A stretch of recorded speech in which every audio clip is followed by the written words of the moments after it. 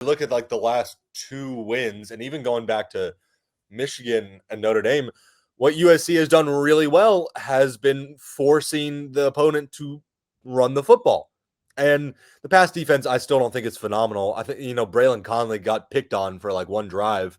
And then he had a TFL, so we'll give him credit. Yeah, he had like TFL, like pass interference, and then gave up like another 15 yards. He did not have a good drive. Yeah. But USC has, to their credit, has made their opponents run the ball really well, and Emmett Johnson ran all over them. But I think if you can force just Kamari Moulton, they'll hurt you. It's not like it's Jeremiah Love and Kadarian Price.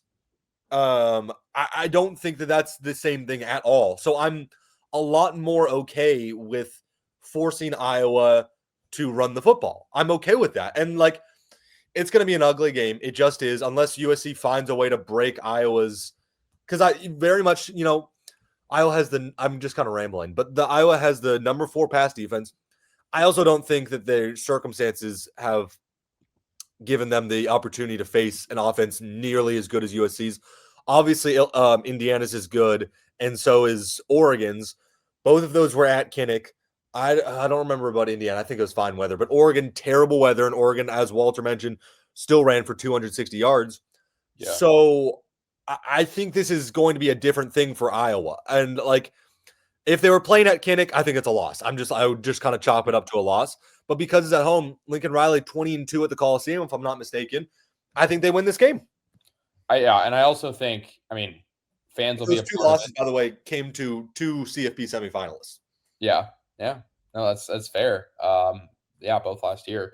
He's not 20-2 at the Coliseum. Am I just remembering what? No, because he lost to Notre Dame and Penn State last year, and they lost to Utah the year before. And Washington. Oh yeah, I'm just so wrong. Yeah, what am I talking about? Yeah, he has a winning record at the Coliseum. That's for sure. He has a decent record at the Coliseum. He has a good record. And UCLA that year. Damn, I was way off. Where did I saw that somewhere? I wonder what that was referring to. Well, he was undefeated his first year at the Coliseum. Yeah. What was I referring? Where did I see that? I don't know. It doesn't matter. I think it's like 20-2 when they scored. Oh, you know what? It's 20-2 when favored at home. Yeah. Okay. Yeah. Because they definitely weren't favored against some of those teams. Yeah. That's what it is. Yeah. What was I saying? I think I agree. I think the fans are going to play a part in this. Mm-hmm. Hopefully people come out, even though it's raining. I have a lot of concerns about that, Casey. I do have. Yeah, I was kind of getting at We were talking to our friends, and a lot of them are like, oh, I'm maybe not going to go, or like, I'm going to like put on a rain poncho and stuff like that, which first off, guy from Portland, Oregon, just tough it out. Second, I just have concerns that people will go to that game. Yeah. And Lincoln Riley was sort of begging people to go on Trojans Live. So, that sort of suggests maybe that the tickets aren't being sold a whole lot. I don't know. I think USC needs to just figure out how to I think the big thing that I'm trying to get at is, Iowa is going to score late. Don't let them score early. That first quarter, hold them to a field goal or less. Yep. That they're going to get. I think a minimum of a field goal or less, or else that game could go poorly. Yeah. Like if you allow more than one touchdown, like more than 7 points is what I'm trying to say in the first quarter against Iowa. That's really concerning. Yeah. And like, to his credit, Danton Lynn has been phenomenal in the second half. Like, I look at Northwestern, gave up 14 in the first, 3 in the second. They've been great in the second half. But and then Nebraska, also the defensive adjustments were great too. For QB, but yeah, fair enough. But I think not be said against Notre Dame, but maybe the adjustments help. I don't know. It's seriously not the defense that really concerns me that much, because I think they will put them in a position where they can win. It's just like I have concerns that it's just going to be a slow. I was going to try and slow the game down, which makes sense. Everyone who plays USC does. I just have concerns that they are just going to like slow it down so much, and USC is it's forcing them to punt over and over and over again. And it gets to a desperation point where they're down like 7-3 for most of the game. And I don't really think that happens. Like, the more I'm talking about it, the more I'm just like honestly convincing myself that USC is almost certainly going to win this game. And maybe that's stupid, because like I think like the weather and lots of that really hurts USC. But the more I talk about it, the more I think like I really like, how does USC lose this? If like it's at home, Iowa can't score, and they're playing against the best passing and running off a combined offense in college football. So I mean, it was also raining at. I know this is a while ago and a worse team, but like it was also raining at Purdue. You know, and USC won that game, and they have a good running back. Like it's. Yeah, I mean, like my concerns. I'm like I said, I think because it's home, it's such a difference maker. I mean, look at Indiana. That's like the number 6 offense in the country. They were held to only 21 against Iowa, barely scraped by. So I don't know. It's such a massive game because obviously if you lose, you're out of playoff contention. You win, you momentum going into Oregon. Massive momentum. I want to transition to that because Oregon, I mean, I'm sure all USC fans are going to be watching that game. It'll line up. You know, actually, it's today, actually. It's a Friday night game for Oregon, 6 p.m. against Minnesota at Austin Stadium. I mean, Minnesota's been solid this year, but Oregon should win by multiple touchdowns. I think they're favored by like 24 and a half or something. Yeah, they should win that game pretty handily if all goes well. Yep. What's your sort of radar on Oregon coming up? You know, coming up in just over a week. You know, thoughts on that game coming up? Well, Casey, what we're doing right now is actually part of my concern. We're looking ahead to the Oregon game, and I'm concerned that that's what maybe USC is doing because this is a game where this is a must-win game to keep yourself in playoff contention. And I have concerns that they're looking ahead, trying to prepare for Autzen when you got big bad Iowa right. I can't believe I just said that, but right in front of you at the Coliseum, and you take. Yeah. You got to take care of business first, and that's what I'm concerned. I don't think they'll look ahead. I don't think they do that. I don't think they would.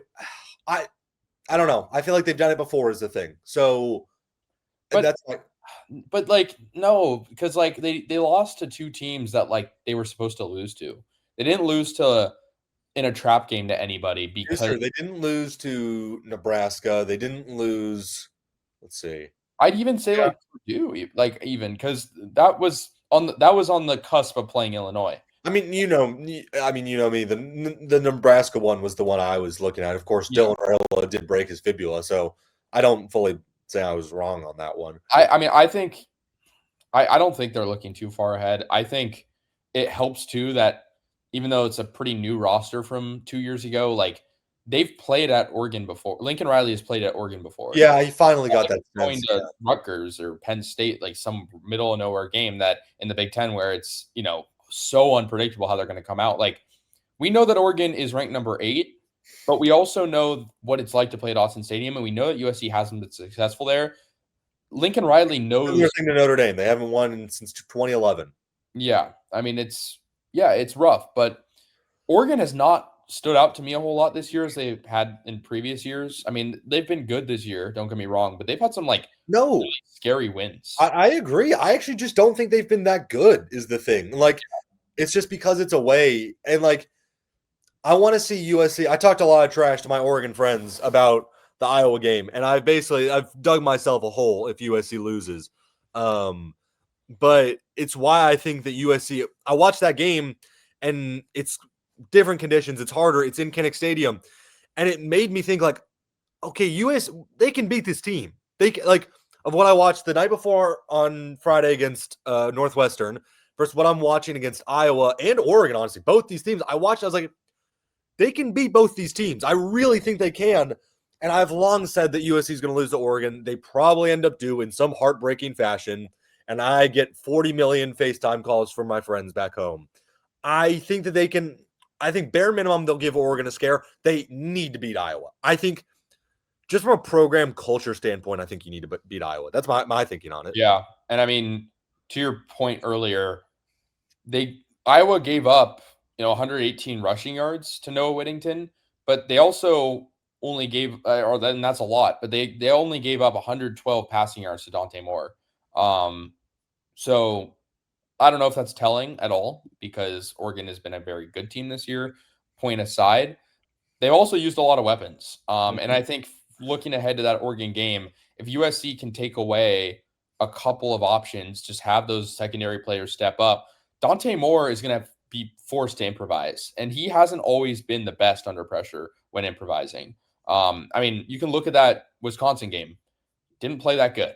Yeah, I mean, dude, look, Oregon is beat up. Kenyon Sadiq, Gary Bryant Jr., and DeCorian Moore all either missed the Iowa game to start, or for Gary Bryant, he was out he left after it. They're also, I believe, missing an offensive tackle. I'm reading Moore and Sadiq's now because those are the ones I'm really interested in. I don't know. Moore's return is unclear, and Sadiq Alex Harkey is the tackle. Yes, yeah, and he was out last game too, and those are big. If those guys are out, that's most, if not all, of Oregon's passing attack. So if they can't pass the ball, they have to run the ball again like they did against Iowa, and they ran the ball really well against Iowa. But if USC can focus in on that like they have, I think they can pull a win out. Like Noah Whittington's, I think, that doesn't even include the possibility of Wayman Jordan coming back. Yeah, I mean, he was expected to be out 4 to 6 weeks after the Michigan game. It's been about exactly 4 weeks, right? Yeah, and by the time it's coming around to Oregon, sorry, I brain just by the time they play Oregon, it's going to be around 6 weeks. Yep. If Wayman Jordan comes back, game changer.